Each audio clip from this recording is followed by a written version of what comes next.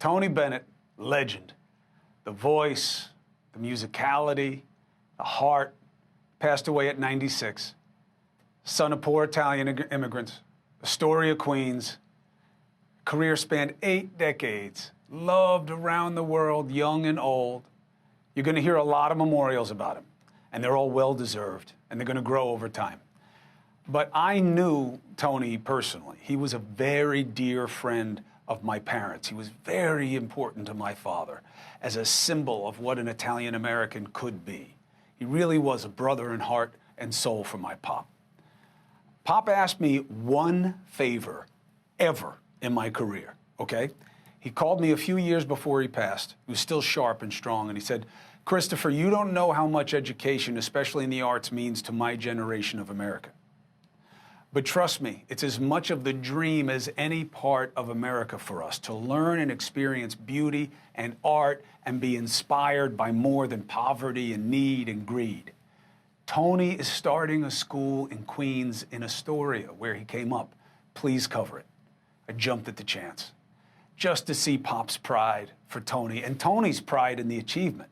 He was quiet, even for him, when we were there that day. He was overwhelmed.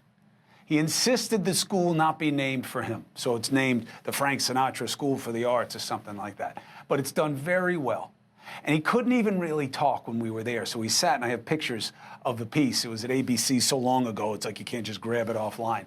But he was sketching my face. And, you know, because he was so overwhelmed with it. And Pop was there. And he was just telling stories about Tony and how much he meant and how much it means that nobody has ever been transcending generations like him. Lady Gaga wanted to be with Tony Bennett every much as the Rat Pack did.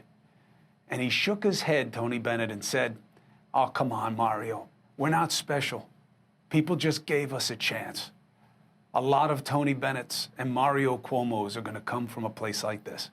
And then they both said at almost the exact same time, "Isn't that beautiful? Che bella cosa," in Italian, which is a line from a famous Italian ditty. And they both broke up laughing that they said it at the same time, and Tony sang it, of course. Che bella cosa. And now they're both gone.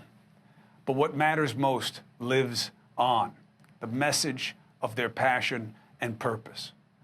And my heart goes out to his beautiful bride and his family. He's survived by his wife, Susan Benedetto, his 2 sons, Danny, Day Bennett, his daughters, Joanna Bennett, Antonia Bennett, 9 grandkids, and the legacy goes on for thousands and thousands all across this country.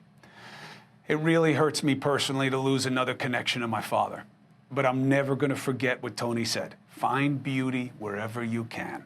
And I'm going to try, just like Tony did. So we lost him, a giant.